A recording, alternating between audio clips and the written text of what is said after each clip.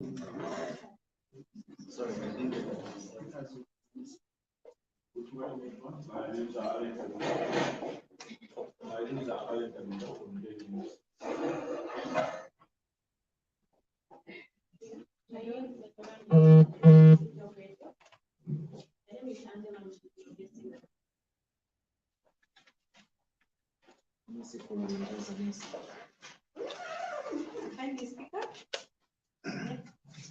all right. My name is Mwene from Hope Channel.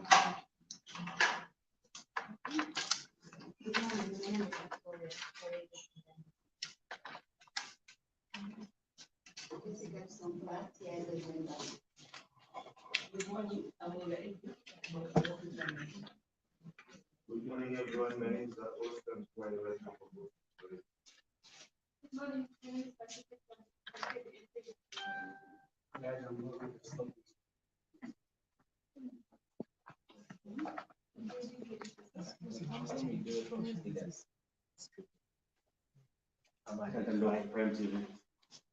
Dr. Adrian,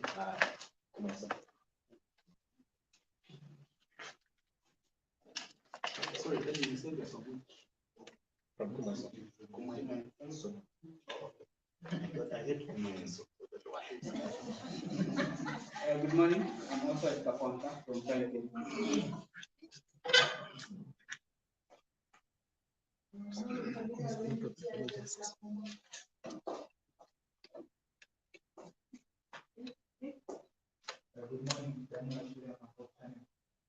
Good morning, Eliza, Spices, and Good morning, my name is Mary. good morning, promising all you cheers. Good morning, Sunday Sunday. Okay, I think everyone has introduced themselves. So now I'll move to in fact, what I'll do is I'll introduce the executive director who is going to introduce the high table as well as he gives his opening. He said you introduced me. Yes, so so this is our executive director, Mr. Morris K. Nyambi. And now I will welcome him, I will introduce him, or maybe I'll welcome him to give the welcoming remarks. Okay, thank you very much, Zandi, and good morning, colleagues. I've been asked to introduce the high table, so let me begin. I'll begin with my immediate right. This is Mr. Raymond Mutale. Mr. Raymond Mutale is the head of programs here at TIZ. And in fact, at the moment, he's acting executive director because I'm actually on leave at the moment. But because of the importance of this event, is why I am here this morning. To my extreme left, that's Professor Lewis Chilufya. Professor Lewis Chilufya is the chapter vice president of TIZ, newly elected. And to my immediate left is our chapter president, Mrs. Priscilla Chikonde Chansa. So that is the high table this morning.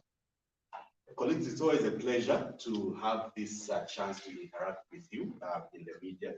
I think your role as people that actually advance the different causes that we work on can really not be overemphasized. So it's always a pleasure for us to have this opportunity to engage and interact with you. And I'm hoping that we're going to have a very fruitful engagement today. Today is a very special briefing that we are having, in the sense that, first of all, it is what I can call the formal introduction of our new chapter president to you colleagues in the media. So it is special from that point of view, but also because of the dual objectives that we have for this press briefing. The first, of course, is that we are giving our perspective or our analysis of the performance of the UPND administration 2 years into their rule. As we all know, the UPND has been celebrating their second year anniversary in office this week. And so we thought it would be prudent and important for us to look at how they have fared, particularly with respect to two aspects, these being the anti-corruption fight, but also the promotion of good governance at different levels of society. So we'll be giving our perspective on those particular aspects. But beyond that, and connected to the second of our objectives for this meeting, is really just for us to give some recommendations on the basis of the analysis that we have done in terms of how the UPND has performed. We have developed some recommendations that we think, if implemented, will actually go a long way in terms of improving the situation with respect to the two aspects that we have analyzed. So that is what we are here to do this morning. And so I am not the star of the show today. Our statement is going to be delivered by the chapter president. So having said that, it is now my singular and distinct honor and privilege to formally introduce once again and to invite the TIZ chapter president to deliver our statement for today. So Mrs. Chansa, please go ahead. Thank you so much, Edie. Ladies and gentlemen, on behalf of Transparency International Zambia Board of Directors, the General Membership, and the Secretariat, allow me to welcome you all to this press briefing, which marks the first formal media engagement of the new TIZ Board of Directors that was recently elected, and which I have the distinct honor of chairing as chapter president. As mentioned by the Executive Director in his welcome remarks, today's media briefing is an opportunity for us as TIZ Zambia to share our perspective on the performance of the United Party for National Development, UPND, on the specific aspects of the fight against corruption and the enhancement of good governance 2 years after they were given the mandate to govern Zambia. The UPND was elected into government on 12 August 2021 on a promise of change. At the time, it was evident that corruption had become entrenched and institutionalized, thereby eroding public trust in institutions of governance.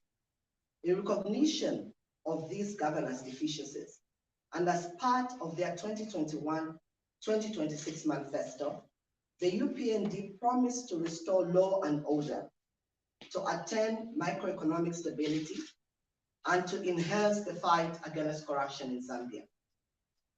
Ladies and gentlemen, in fulfillment of our mandate as the leading civil society anti-corruption watchdog institution in Zambia, we took time to analyze the UPND manifesto prior to the 2021 general elections, along with the manifestos of the Patriotic Front and the Socialist Party. The three parties having been the only ones that formally gave us their manifestos to analyze from an anti-corruption and good governance perspective. Our analysis of the manifestos revealed that the UPND made a number of key commitments regarding good governance and the fight against corruption. In our continued quest to promote transparency and accountability, we have undertaken a comprehensive post-election analysis of the UPND manifesto and campaign promises in order to rate their performance. As we mark 2 years of the UPND in office, we believe that it is important to provide an assessment of the UPND administration's performance in the anti-corruption fight and the promulgation of good governance, as well as to provide practical recommendations on strengthening the anti-corruption agenda and the overall governance architecture in Zambia during the remaining 3 years of the UPND's mandate. Ladies and gentlemen, allow me to begin by highlighting the methodology we have used to do this assessment. In analyzing the UPND administration's performance, TIZ utilized the ruling party's manifesto for the period 2021 to 2026. In line with our operational focus areas, we concentrated on the objectives on corruption, the rule of law, and economic management. These objectives provided the basis for our qualitative assessment of progress and performance across 7 anti-corruption thematic areas and 2 sub-themes on the general governance environment. In our analysis, we utilize a 3-point scale from low to high, with low meaning poor performance, moderate meaning fair performance, and high meaning good performance. We supplemented our analysis with creditable media reports and articles as part of a comprehensive desk review. Ladies and gentlemen, I will now turn to the main findings of our analysis, which I will present in 3 separate parts. Part 1 will consider the performance of the UPND administration in strengthening the Anti-Corruption Commission, while Part 2 will highlight their performance in 7 specific areas with respect to the fight against corruption. Finally, Part 3, we will present our assessment on the general good governance environment. With respect to the main objective to strengthen the Anti-Corruption Commission as the main public body that has the constitutional mandate to fight corruption in Zambia, we have rated the UPND administration performance as moderate. The UPND administration has taken some positive strides by demonstrating political will, promptly appointing a substantive director general, commissioners, and increasing budgetary allocation towards the SEC. On that last aspect, funding to the commission has increased from 72.3 million in 2021 to 101 million in 2022, a 39.8 increase, which can be cited as a clear indication of actualizing the political will to fight corruption more effectively. Despite these positive steps, however, the government is yet to deliver on their commitment to finalize the national anti-corruption policy, to amend anti-corruption laws, and to enhance the operational independence of SEC. And it is on that basis that we have rated them moderately on this overarching objective. Ladies and gentlemen, with respect to the 7 specific anti-corruption measures in the UPND manifesto, we've rated 3 as moderate, another 3 as low, 1 as inconclusive due to its ambiguity. On the positive side, the UPND administration has made notable progress in establishing special fast-track anti-corruption courts and the use of unexplained wealth orders in seeking to recover suspected plundered public resources. Our rating on this score would have been higher had the administration taken steps to enact the access to information and the lifestyle audit laws, and had they also enforced the declaration of assets and liabilities to support the operationalization of the lifestyle audit mechanism. It is our view that failure to make progress on those specific aspects is at odds with the commitments made by the UPND, especially prior to their election into office. As regards the upholding the rule of law and enhancing economic management and the management of public resources as part of the good governance environment, we've rated the UPND administration performance as moderate and high, respectively. We have noted that there have been significant strides made in addressing political violence and cadreism, even though pockets of politically motivated intimidation have persisted, as seen in the flare-ups of violence during by-elections, as well as the storming of radio stations featuring opposition political party leaders. On the economic front, the UPND has scored our highest rating, following improved fiscal discipline on the basis of which the economic recovery program, supported by the International Monetary Fund, was agreed and signed. Ladies and gentlemen, it is our overall assessment that the UPND administration has fared moderately in fulfilling its manifesto and campaign promises in the first 2 years of its mandate. We also take cognizance of the fact that the manifesto promises were largely crafted in broad terms, with no specific articulation of when they would be achieved, which has enabled the regime to highlight that they have a 5-year mandate in response to any criticism about their failure to fulfill campaign promises. While it is commendable that some progress has been made on several campaign promises, it is also clear that there remains more that the UPND needs to do in order to actualize what they promised the people of Zambia, especially on the anti-corruption and good governance landscape. In that regard, it would be beneficial to the citizenry for the UPND to improve their communication regarding not only the commitments they have fulfilled or are on the way to fulfilling, but also being transparent enough to openly communicate their failures and how they intend to improve in that regard. With reference to some unfulfilled promises, TIZ has noted some backtracking on political commitments and positions of the UPND in government when compared to when they were in opposition. These include the clear backtracking on developments in Forest 27 and the issuance of mining licenses in national parks. Ladies and gentlemen, as I conclude, allow me to emphasize that the second objective of this analysis was to provide practical recommendations on strengthening the anti-corruption agenda and the practice of good governance in Zambia. We are therefore happy to make the following 11 recommendations based on our analysis. 1, the government should ensure the full domestication of the United Nations Convention Against Corruption. The UNAC has specific articles on enhancing the autonomy of national anti-corruption bodies, access to information, and improving the management of public funds, which are all in line with the UPND manifesto. In amending the Anti-Corruption Act, the government should enhance the operational and financial autonomy of SEC.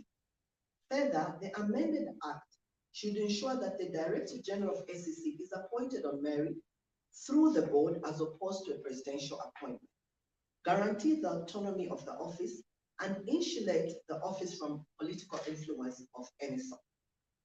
3, the government through the Ministry of Justice should expedite the finalization of the national anti-corruption policy in order to provide direction for the anti-corruption fight. 4, the judiciary should expedite the development of regulations for the economic and financial crimes fast-track court and ensure the court has specialized judges. 5, considering the progress made so far in developing the long-awaited access to information law, the government should facilitate and advance its enactment without further delay. 6, the government through the Ministry of Justice should facilitate the streamlining of asset declarations with clear procedures and processes for annual declarations and the monitoring mechanisms of the declaration within the year. This should also include the establishment of an autonomous institution or a specific directorate under the ACC to collect the declarations and conduct lifestyle audits. 7, in actualizing the motion passed by Parliament in December 2022, the Ministry of Justice should draft legislation on lifestyle audits for presentation to Parliament while seeing to it that there is wide consultation in the process. 8, the government through SEC should provide a formal update on Operation Recovery and state the worth of forfeited and recovered resources so far. This should be coupled with strengthening the mechanism for managing the funds from forfeited and recovered assets. 9, the government should guard against the resurgence of cadarism and political violence during politically competitive moments such as elections. 10, government should provide a roadmap for the enactment of the Public Gathering Bill that should promulgate the civil rights and liberties of Zambians to lawful assembly. 11, that is the last one, the government should clearly state their position on the political parties bill, which seeks to increase transparency and governance of political parties affairs. Ladies and gentlemen, it is our hope that these recommendations will be considered with the seriousness they deserve. Our call to the UPND is that as the party in power, they should always embrace constructive criticism in order to identify their shortcomings which will provide a good basis for improving their performance during the remaining 3 years of their mandate. I thank you for your attention, and may the Almighty God bless us all. Okay, thank you so much, CP. So now we are going to open the session for question and answers. So I'll have the first 3 questions and then allow for the CP to respond, and then we can go from there. So any questions? So you, since you already introduced yourself, maybe you can just start. My questions, the 2 actually. We've noted that the UPND has continued to single source when it comes to the agriculture sector, and also the PS had refused to be audited. Further, the SG of the UPND has been going through around the country in the name of I'm a citizen, but checking on issues that have to do with governance, issues to do with CBA. So what is your position as TIZ on those fronts? Okay, so before we go to the next one, your name was? Edwin. So that's by Edwin. So I think you just introduce yourselves so that at least she's able to differentiate which questions came from where.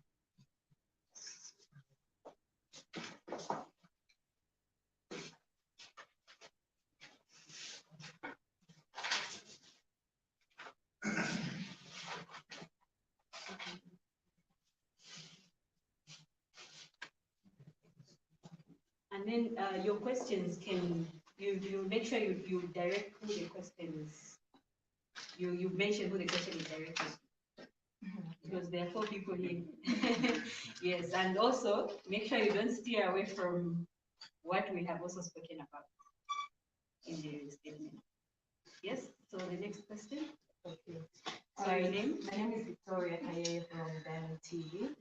I would like to find out, having rated the UPND in the 2 years they have governed moderate, do you expect them to improve in the next 3 years that they are remaining with? And I would also like to get the position of TIZ on the good standard that is going. We have seen statements coming from government institutions, I mean the Ministry of Mines, DEC, and also the police through the Ministry of Home Affairs. What is your position on this? So who is it directed to? And one last person. Yes. All right, thank you. My name is Mwene from Hope Channel, Zambia. Like she has said, you have rated the UPND government moderate, and we have seen a lot of economic reforms that you mentioned. I want to base my question on the high cost of living, especially the fact that mini meal prices are very high, despite the many reforms that the UPND government is trying to make. And at this point, it's hard to convince the people that the government is working when the staple food mini meal is quite expensive and not everyone can afford. What is your recommendation to the UPND government? Short-term recommendation, what do you think they should consider doing in order to at least just stabilize prices for mini meal? Because at the moment, it's what is mattering the most to the people. So we'll allow the high table to respond, and then we'll get more questions after that. Thank you so much. I will respond to the question from Victoria. You've rated the UPND moderate. Do you expect them to improve in the last years? Of course, that is our expectation. And what we're saying is we expect UPND to do better. They have a manifesto with particular reference to their fight against anti-corruption, and we expect them to carry through their promises. All of them, each one of them, without exception. So we're expecting them to improve. We can't expect the fight against corruption to become worse. We're coming from that position And what we're saying is we just want to see an improvement. We want to see them honor their promises that they make. We want to see them adhere to the manifesto that is contained in their own manifesto of the party. Thank you. All right, thank you very much. I will speak, well, I'll speak to a number of the questions that have been raised, and also Mr. Mutale will speak, and Professor also, if there are anything, please feel free. So in terms of the issue to do with what is happening in the Ministry of Agriculture, I think that was a question from Edwin, and also the fact that the PS at one point refused to be audited or to provide information to the Office of the Auditor General. I think that we have already given our positions on those aspects in previous weeks. So we did state, particularly with respect to the refusal to provide that information to the Office of the Auditor General. We did indicate in a statement a few weeks ago that that was in fact unconstitutional for the PS to refuse to provide information for purposes of the ministry being audited. And I think this is a message that we will continue to give to the effect that it is important for the UPND administration, even as they go into the next 3 years of their current mandate, that they stick to to the provisions of the Public Finance Management Act and every other law really that is intended to promote a good governance in our country. So this is a message that we will continue to send. On the aspect of the SG going around to inspect CDF projects, again, this is something that we spoke about quite extensively. I think just within the last 2 weeks, where we in fact challenged the UPND to state which private entities have been funding them, because you will recall that their Secretary General actually said that the funding for these activities has come from private entities. Of course, later on there was a backtracking, I think, from the party spokesperson, who said that that wasn't the correct position. So again, to us, that really just shows even the lack of consistency when it comes to some key issues. And I think the point that we have been making to the UPND is that they need to provide some consistency, even in terms of the message that they are giving to the masses, because words matter, as you colleagues will know for certain. So we will continue to to give our positions on these issues and to really just call on the UPND to make sure that they govern according to the provisions of the various laws, essentially adhere to the rule of law, which of course was one of the biggest promises that they gave. Going maybe to Victoria's question, I know CP has already answered, but just to add that indeed we do expect an improvement from the UPND, and this expectation is not from without. I do recall that when we released our corruption perception index results for last year, the chief government spokesperson, Honorable Cassandra, did indicate that the UPND was going to be the regime that was going to improve the CPI score.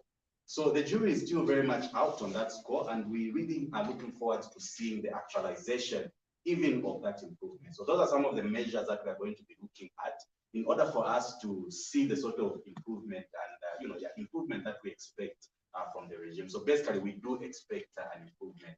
And so even in terms of our overall score, of course, we are saying that it's been moderate, which means that there is still a lot of scope and room for them to improve. And we do hope that that improvement will be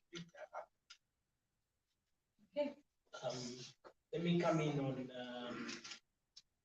the SG monitoring CDF. So CDF is one of government programs among other programs. And you know that any government program is backed by some institutional arrangement. And whatever government does, they do it through that arrangement.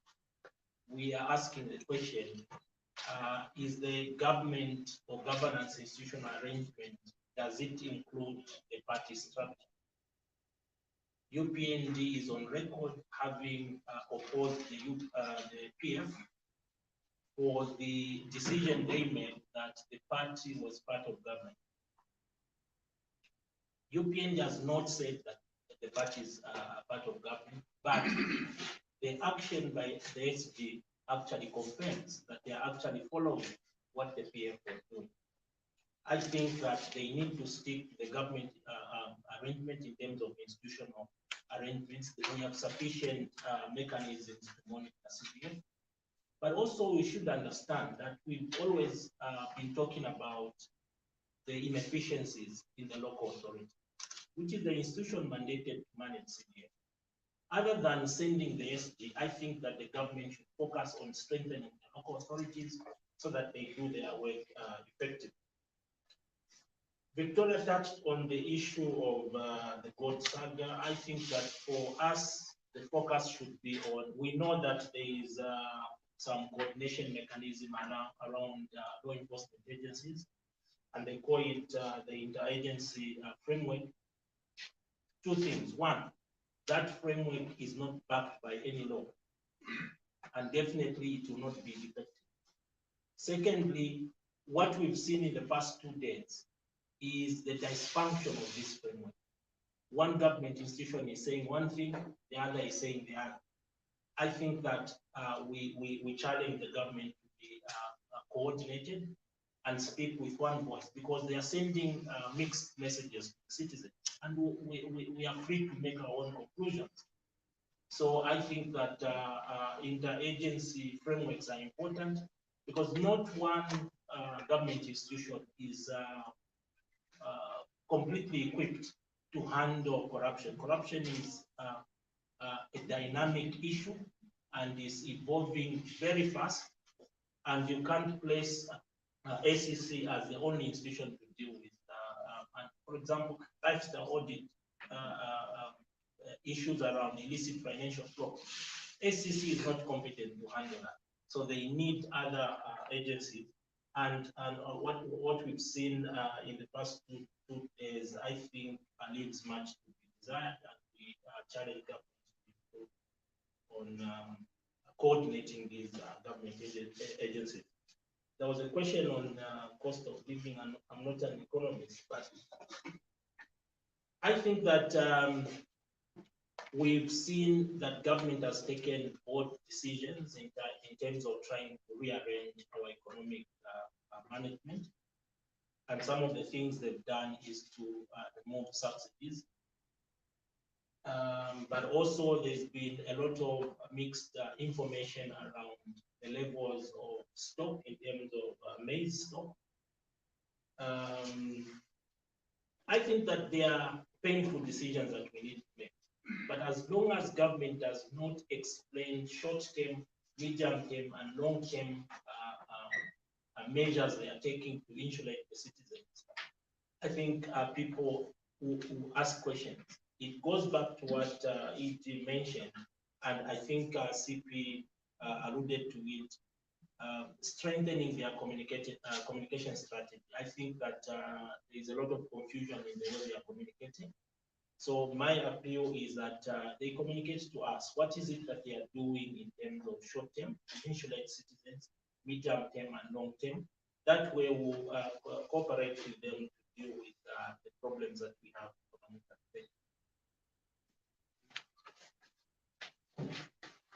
Can we have the next round of questions? So you introduce yourself, ask the question. My name is Mandela Abukira. Madam, Zambia got a notice for the Republic Protect. One of its mandates has got the power to investigate any conduct of government or administration that is seen as improper, prejudice. As TIZ, have you ever thought of being the TIZ about this issue with that to be like administration? I'm starting a case where the TS refuses to be audited. Thank you.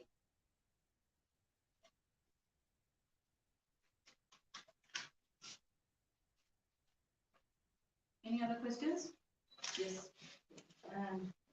There have been concerns that the civil society has become too relaxed. That includes the TIZ, that environment, as you used to be before, and that most of the influential people have actually been given positions. I don't know if you share those views, and that there is a lot of corruption that is going on that I'm talking about. I don't know what you think as TIZ. Are you relaxed in the manner in which you are talking, or those are just people who are done well.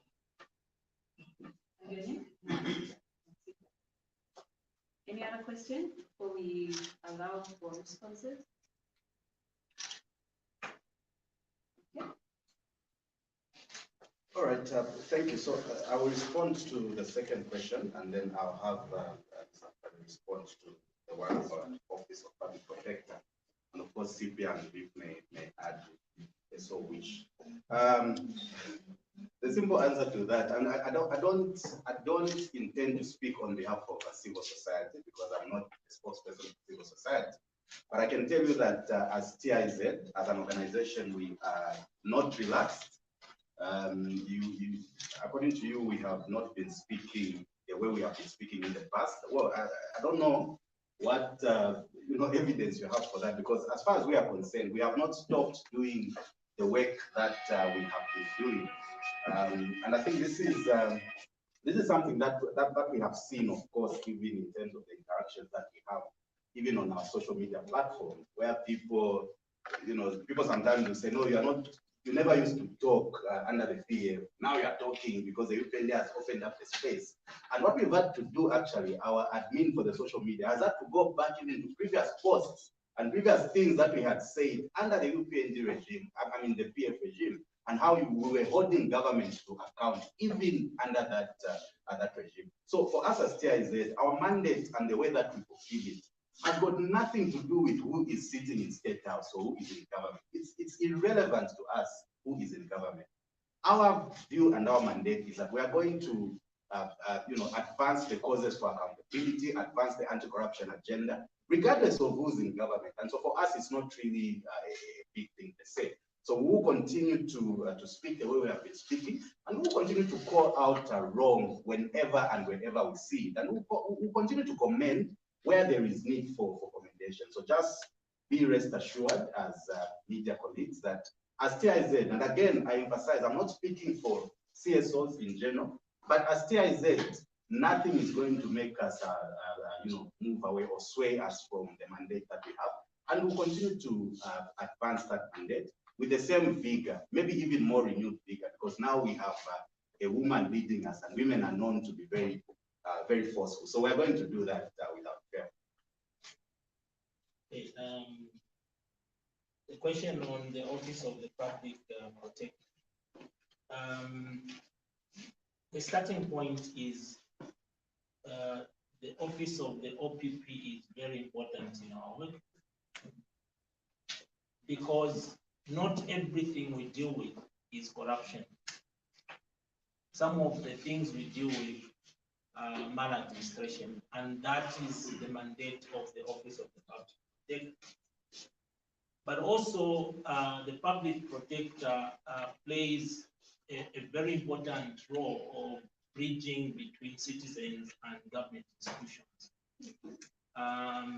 We've seen a number of citizens that have been abused by public officers when they are seeking public services. Those are the things that need to be taken to the Office of the Public Protector. But you understand that for us to do this work effectively, first of all, for those of you that don't know about this office, it's somewhere near what is it? The Home. It's an office that has never been popularized. That's number one. Number two is EU equipped in terms of human resource. It's only in Lusaka. And how do you expect the office to play its function? But we can't keep on blaming government. As civil society, there's something we are doing. We signed a memorandum of understanding with the Office of the Public Protector last year to help them with awareness raising interventions, and we've been going with them in the field. The idea is to sensitize people about this office with the hope that people can effectively utilize this office. But the appeal to government is that they let them demonstrate seriousness and support this office as required. Maybe I may want to touch on her question. Go ahead. You know, the landscape in 1980 differed from the landscape in 1990, or definitely differs with the landscape. In the 90s, civil society was known for confrontation advocacy, name and shame, right? And then when after you do that, then what? Those that are coming from government institutions who agree with me that gatekeepers are the same people that we are naming and shaming. For any policy reform to happen, those people have to move. Now put yourself in their shoes and we name and shame you. Are you going to collaborate with us? So there is a shift. While maintaining our mandate of providing oversight and calling out the wrongs when we see them, we want to collaborate with them. And to that effect, you may agree with me that there are a few small changes and improvements that are happening, for example, in the Zambia police. As a result of them working with civil society, including us, we've supported them institutionally. For example, you go in a police station, you find a poster that clearly explains the fees you're supposed to pay for the offenses that you commit. That places you in a good position to ask them to answer questions. You can't hold anyone to account if you don't know what their responsibilities are. You don't know what your rights are. So I think that we need to understand that things have changed and we need to work with government. Development cannot be delivered by government alone. So there are state actors, non-state actors have to be involved, including you, the media, your non-state actors. So it's not about a we and them kind of approach. I think let's work together, but where things are wrong, we should be very firm and state that things are not correct. Okay, thank you so much. Any last question before we wrap up? Okay, thank you so much. So now I'm going to invite the head of programs, Mr. Raymond Bukare, to give us closing remarks. Okay, this is the simplest task, just to thank you, the media. I think we've been with our friends, and we encourage you to continue. You've asked your questions, you've clarified, you heard what our appeals are to government. I can assure you that my colleagues standing behind there will monitor how you cover. I will monitor you, because sometimes, not deliberately, sometimes we may misreport, and Zandi is working with you to just strengthen our relationship so that what you get is accurately reported. So he will monitor us. Secondly, I think that we'll continue to appeal to you to continue collaborating with us beyond this press conference. And also, I'm sure Zandi will get in touch with some of you. There are some support that we want to provide you guys in terms of anti-corruption, in terms of governance, so that we place you at a good position to report these issues. So once again, thank you, and I wish you all the best as you continue with your endeavors today. Thank you so much for coming through today. So as Mr. Mtale said, we'll be looking out for your stories, and we just want to make sure there's no misinformation that's taken out. And of course, once you report it, I don't know how many of you are in the TNZ and media group. So if you are not, perhaps maybe you can see me after the press briefing so that I can add you. Yes, when I learned that for some time. I never add. Every press briefing, I'm adding people. Maybe I did not. Okay, so you can see me after it, so that I can add you. So after that, usually what happens is that I ask for the stories that you've done as well to file them. So whether it's radio, whether it's TV, whether it's print, I ask for those stories so that we keep them. So we'll work together on that. And yes, if there are any more people who have not been added to the group apart from her, we will see it as well after. So we are now going to have a networking session. There's some tea outside, some tea and snacks. So before you go there, it would be good to maybe sort out the refunds